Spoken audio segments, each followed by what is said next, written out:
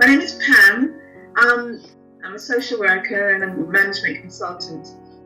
I had an intention to lose weight, right?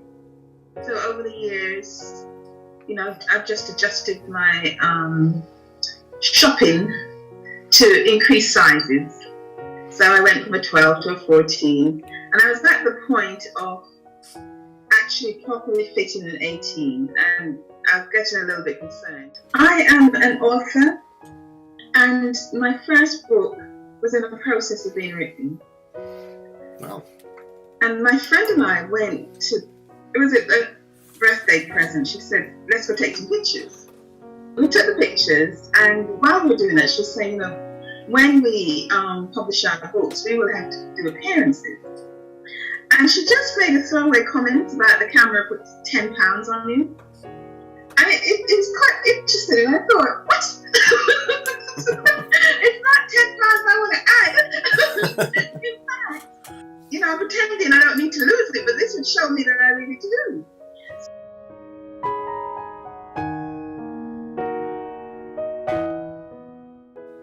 Wanting to be pleased with what I look like, either on the cover of my book or in any publicity activity that I undertook. To be honest, it was driven more by a concern that I'm not happy with my appearance and I ought to do something about it. But the book was a driver because it's coming up to being, done, etc. I had a residual concern about how I might appear, and the fact that, I was hiding from accepting that I put on a lot of weight over the years.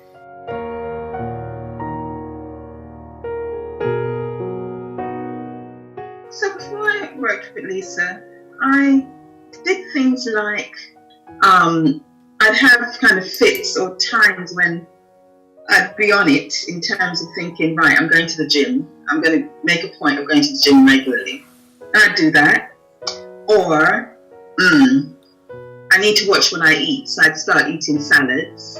Or just, having moments of consciousness about what I'm eating. And that would come and go, really.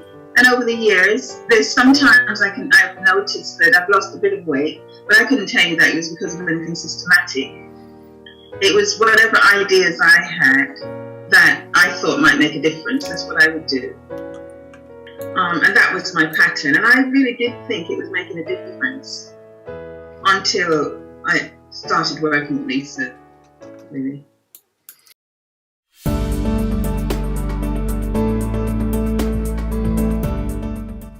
She just asked me some questions about how much I wanted to do this, what was my motivation, what's the result I want to see, and how quickly do I want to see it, really. So our initial conversation made me think about doing it, basically.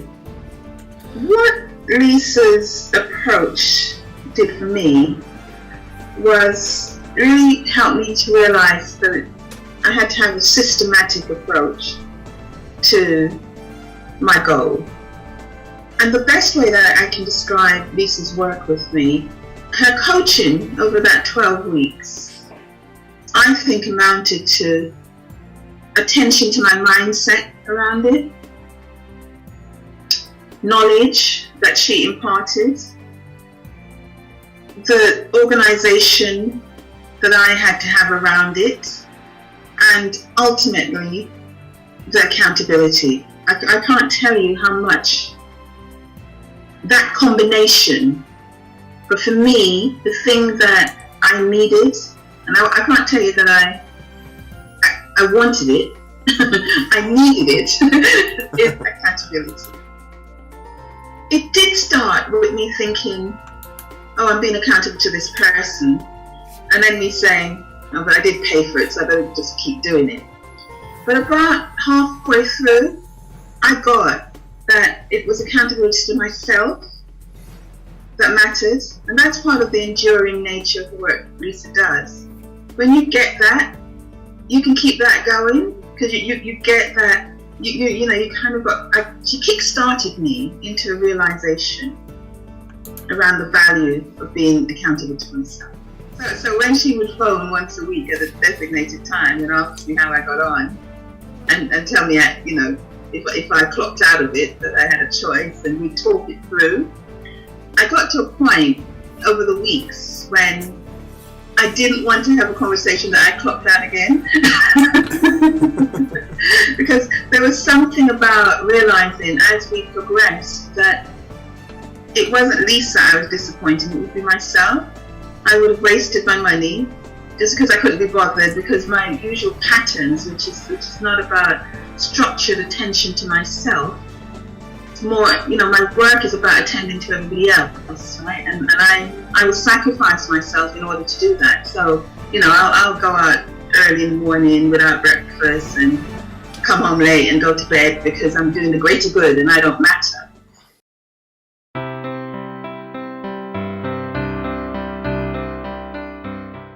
So I'd make a commitment about the type of things I would do. And in the middle of the week, sometimes I'd go, I don't feel like doing that today.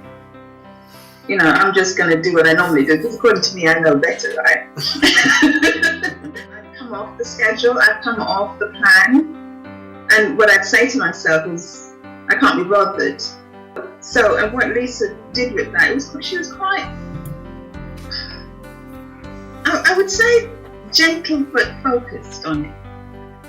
And the reason I'm saying that, we talked about her coaching questions were really helpful for me to own what I was doing, because my inclination was to just say, well, that's my business, it's fine, I can do that. All right, Lisa, let's just talk about what I want to talk about. That's to just not face it. But her work was gently prodding around what happens when you do that.